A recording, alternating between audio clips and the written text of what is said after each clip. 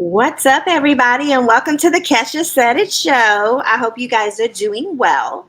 I am on the road and adventuring with my family. So, as you can see, today's word is, let's see if I could find it for you guys. You see in the corner, right? Right. The other way. Anyway, you see our word of the day. It's going to be mercurial. And if you look up the textbook definition of mercurial, it doesn't sound that positive.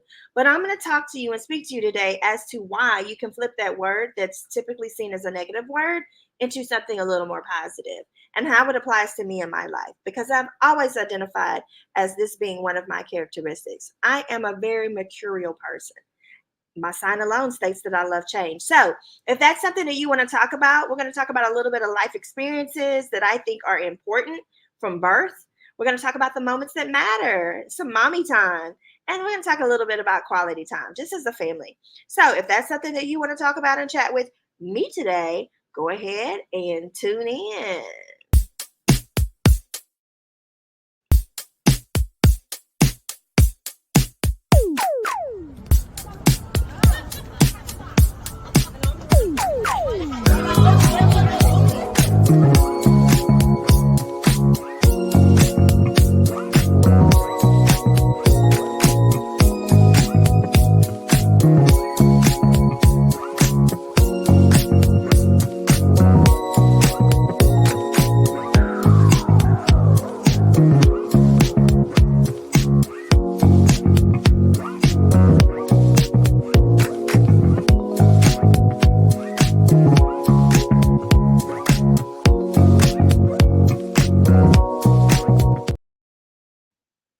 All right, guys. So we're back. We're back. And as I mentioned before, we're going to talk a little bit about life experiences. And so, as you can tell, I'm currently on a life experience right now with my family. So that doesn't change anything. I'm still going to bring it to you guys. I promised you a drop every week. And I'm really trying to stick to that. But because I'm such a mercurial person, yes, change locations, change spots, do this, do that. It's kind of hard for me to keep up with that. But all to say, I'm here today.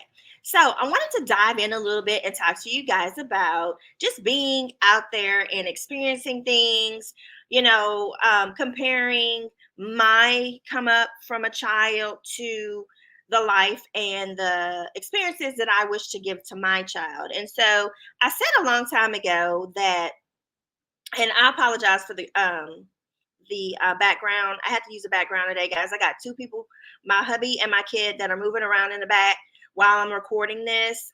So you're getting the background today. So there may be a little fuzz, a little something going on around my crown area. It is what it is because guess what? I'm bringing you this word regardless. So it's here. But I want to talk to you and speak to you a little bit about experiences. And so, like, as I was saying, when I was a child, and my husband and I kind of talked a little bit about this at dinner last night with my daughter, that we weren't afforded certain privileges or the luxuries of things that she's able to experience in her childhood. So we're wanting her to not be ungrateful, right? Maybe I should have made that the word of the day.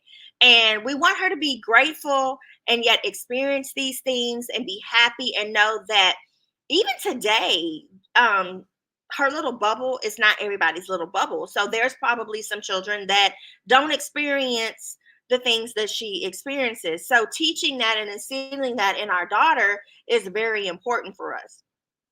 Um, but anywho, so she has a birthday coming up, and so I've always been extra um, since pre-birth. It started with the gender reveal.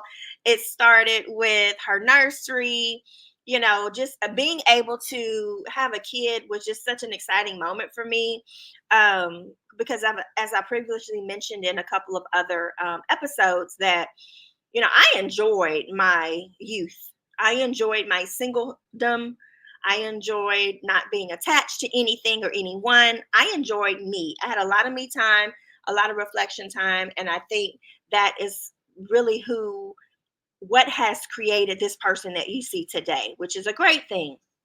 I was ready to get married, and when I did, and I was ready to become a mother when I did. It wasn't a rushed experience, it was a chosen experience.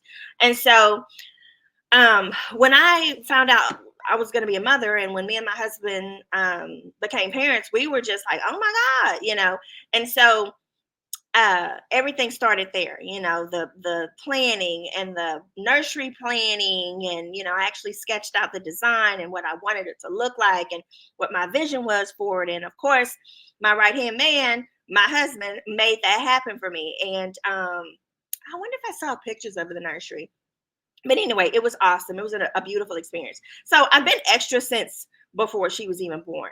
And then kid pops out. We have a whole child now.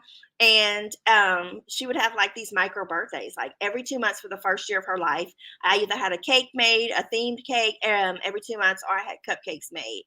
And so maybe I'll put a little short together and kind of show you guys all that extra stuff. So anyway, needless to say, I've always been that extra mom.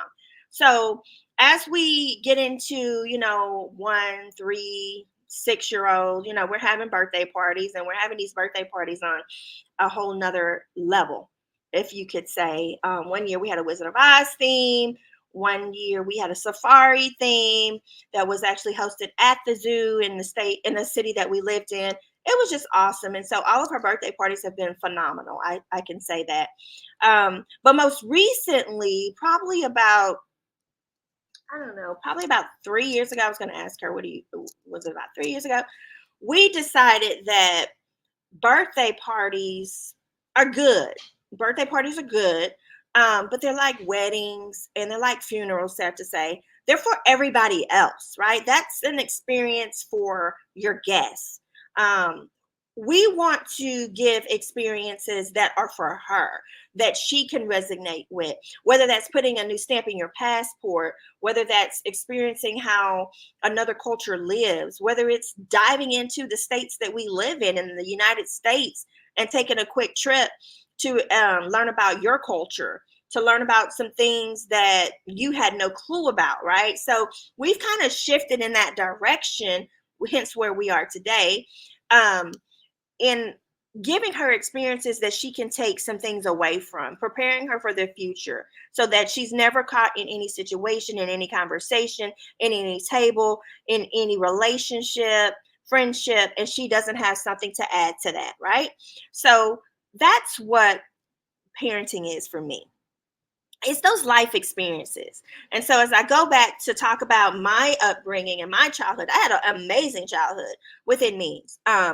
My parents were, I guess you could say, middle class, but they were probably like on the lower end of middle class, so maybe working middle class.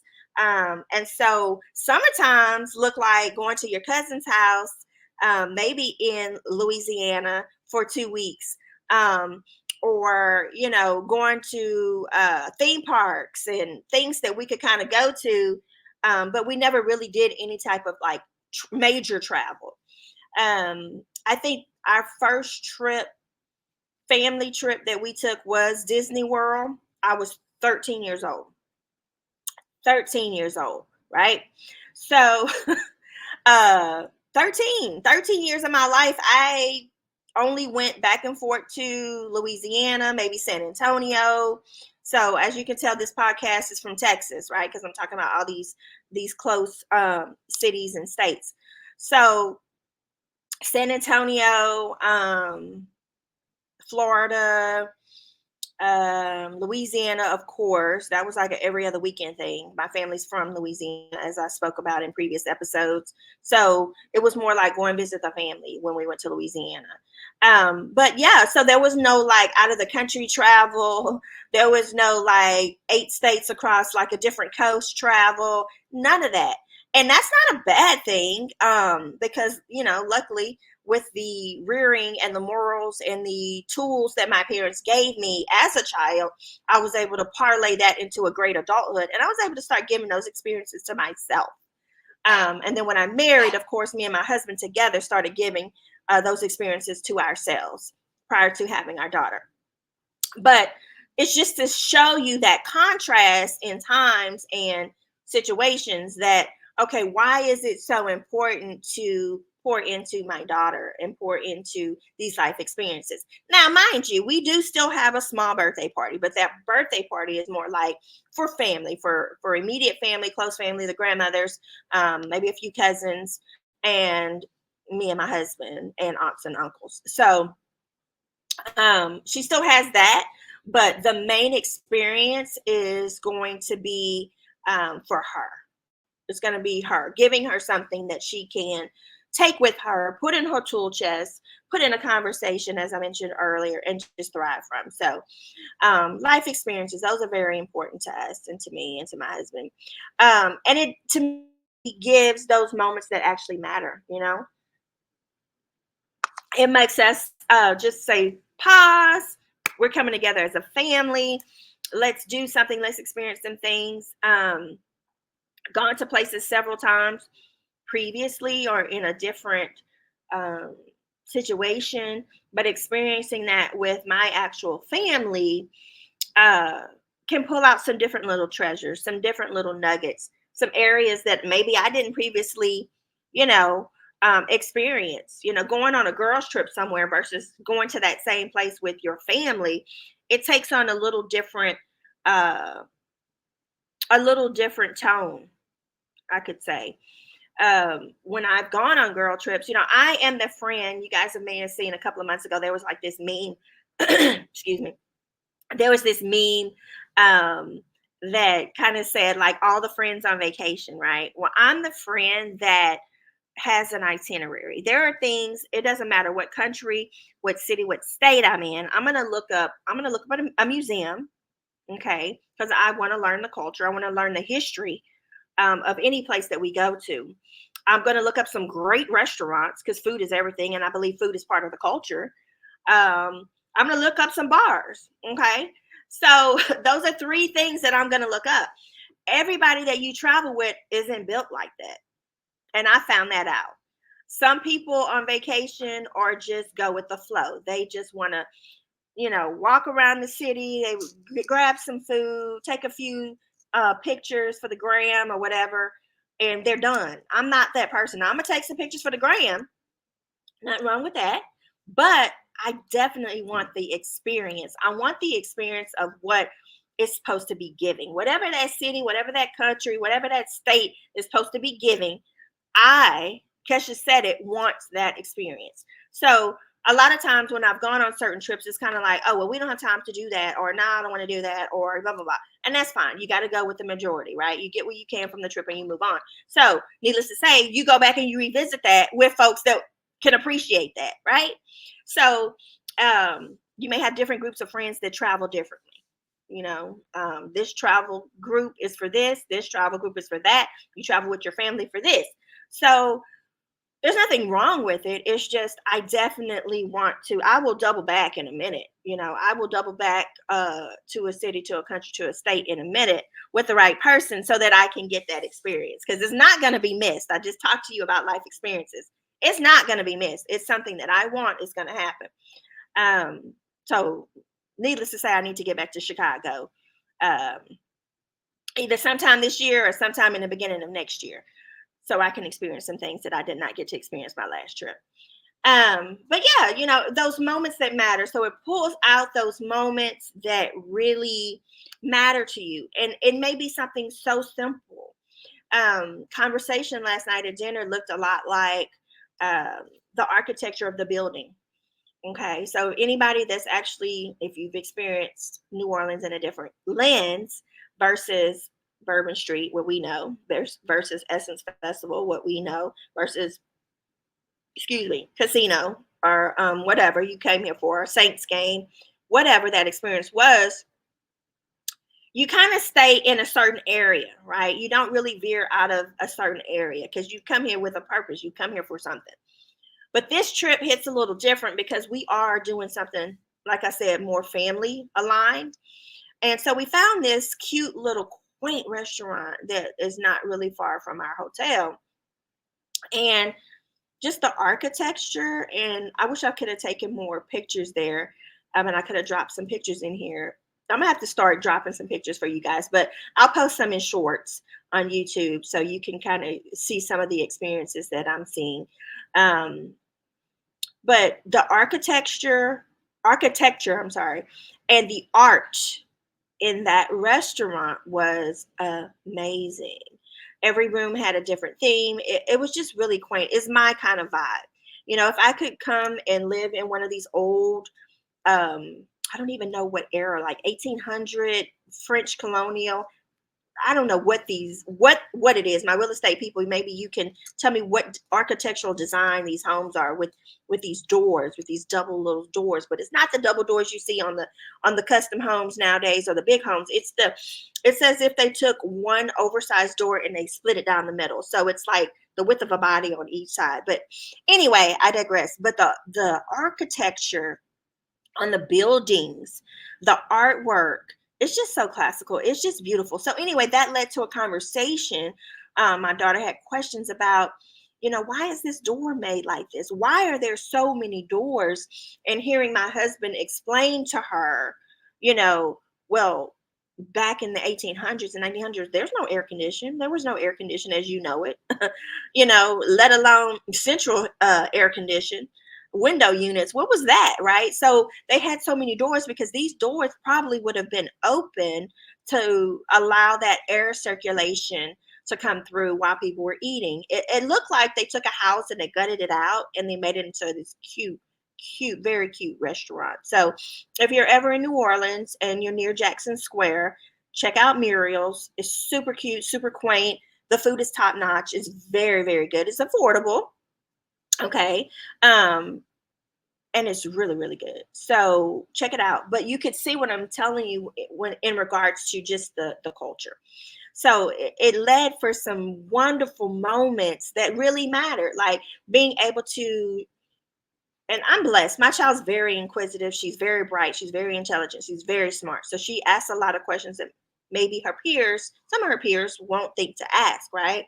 Um, but she was intrigued. Like if you could see the look on her face as she was looking around at the artwork, looking around at the architecture. So it was just a very quality moment for me and my husband. And then just to sit back as I sip my wine and listen to their dialogue over architecture and art, it warmed my heart. You know what I'm saying? Those are the moments to me that truly, truly matter. So that is what quality time is for most. That's the things that we thrive on. That's the experiences that we wish to give our child and are blessed, thank God, to give our child. And, it ties into being mercurial. So, when I talk to you a little bit about our word of the day, mercurial, if you look at the traditional definition, okay, it's going to tell you a person that thrives on change, right? A person that's not very structured or stable. Um, to me, if you look at the definition, it's very negative. It has a very negative tone. However, change, a person that thrives on change and loves change, to me, that is a quality because you have to, all of the industries that I've been in, you have to be a player of change. If you do not move with change, if you don't take that change in, if you don't acknowledge that change, one, you'll never elevate. Two, you'll stay stagnant. Three, you will get mulled over in life. So whether you like it or love it or hate it, you got to get with it because it's happening. Change is inevitable. So I don't necessarily see that word as a negative word. I see it as a progressive word. I see myself as a progressive person because I believe that change is something that should happen. um if you follow me sometimes you'll see I will refresh a room or refresh my house or refresh a kitchen probably once every year or 2 years. I believe in that. I believe in change is good because if you stay stuck, you're going to stay stuck in the same mindset. You're not going to want certain things. You're going to be comfortable. You're going to be complacent. You're going to think that this battle is too big for me to tackle at my age. You're going to get left behind. You're going to lack that passion. So change is good. So I believe that our word of the day, mercurial, ties right into the topic of today, which is our life experiences, the moments that matter, quality time with family. If I was not a mercurial individual, then I would be okay with just throwing random birthday parties every year for my daughter. But that's not what I want. I want those experiences so that she can step a toe in the room and have a conversation. So that one day the conversation about architecture and art won't be with her dad over dinner. It may be a business dinner. It may be an interview for a big gig. Okay. It may be a conversation for a relationship so that that person can know that this person is solid. Like there's more. It's not just a shell of a human being, but she has some substance to her, and I'm happy that we are able to be in the space to provide that for her. Don't get me wrong, Astroworld was the bomb. But would I have liked certain experience like this because I'm that child? I was an inquisitive child. I've always been into arts. I've always been into culture. I was a liberal arts major in college for both of my degrees. I'm getting ready to go back to school for another liberal arts doctorate. And you know, I I love that. I love those experiences. So all this to say, pour into those that you love the most because that's something that is very rewarding. It's something that no one can take away from them. It's not something that you can touch or feel, but it's something that no matter where they're at, no matter who they're talking to, they can always have those moments, those memories, and that conversation to be able to be respected, renowned, and just, educated on things outside of the box. Now, it's hard to get a preteen involved in certain things normally. I mean, they're stuck to these phones and these games, and everything's on the app and app this and app that. I want to play a game. As I mentioned in my last episode, I was raised on board games. There was no app. There was no phone. It was the only thing we that came close to that was maybe a Nintendo or an Atari. Okay, so I'm aging myself again. I always do, but these children these days are stuck on these phone and these iPads and these laptops and yada yada yada yada. So getting them to break that, whether it's for 15 minutes, 20 minutes, 30 minutes, an hour, that's huge to me. I always try to incorporate, go read a book, go read a book. But this was something that I didn't really have to work for. At dinner, we were probably at dinner an hour and a half, something like that. And the child picked up her phone at the last probably 10 to 12 minutes of that experience. So that entire time we were there, it was dialogue, it was conversation, it was observation. So those things matter the most to me.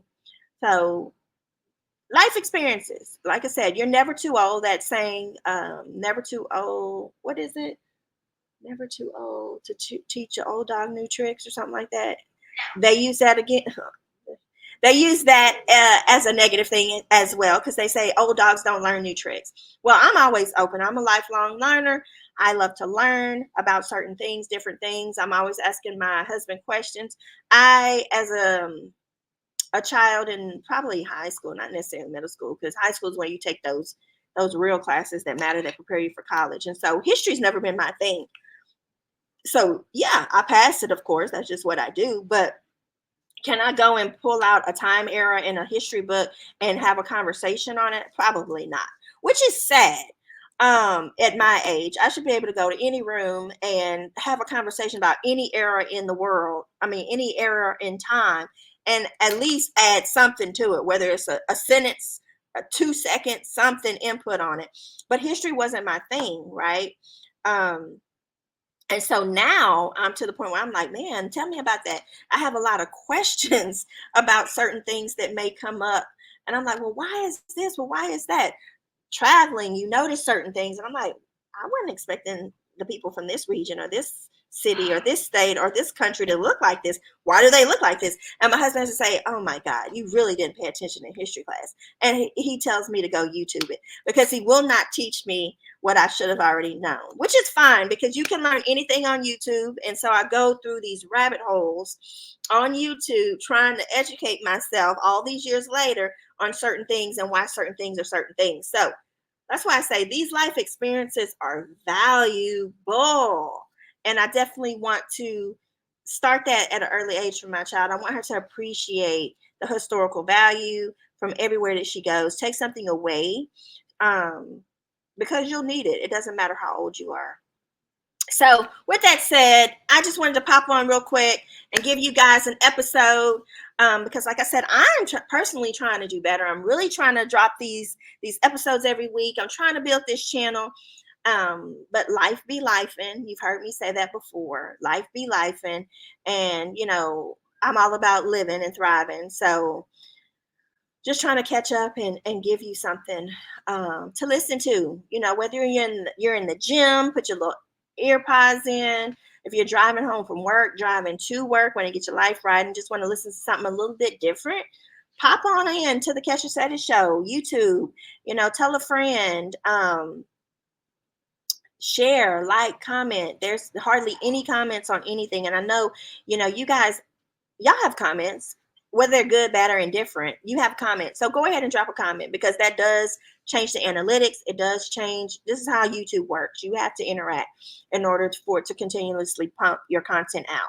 So I'm trying to find creative ways to build this channel, and those of you that have subscribed, I appreciate it. Thank you. But continue to do the work and help me by sharing with a friend, by promoting the podcast, using it in a hashtag when you think of something quirky to say. Kesha said it, because I probably have already said it. I say a lot of things. I'm not one to keep things bottled up in my head. That could be a good thing or a bad thing. Most of the time, it's a I don't care thing. And so if something pops up in my head, I'm going to say it. And unapologetically, I'm going to say it. And so, with that said, I got things to do. You can follow me on YouTube for some shorts. I'll take some shorts today as we travel through the great city of New Orleans, as most of us know it, Louisiana. So, whether you've gone to some of these hot spots or you haven't gone to some of these hot spots, you've experienced it or you haven't, check out some of the shorts on YouTube. But without further ado, you guys, I must bid you adieu. So I'll see you guys in the next episode. Like, comment, share, and subscribe. But for now, bye.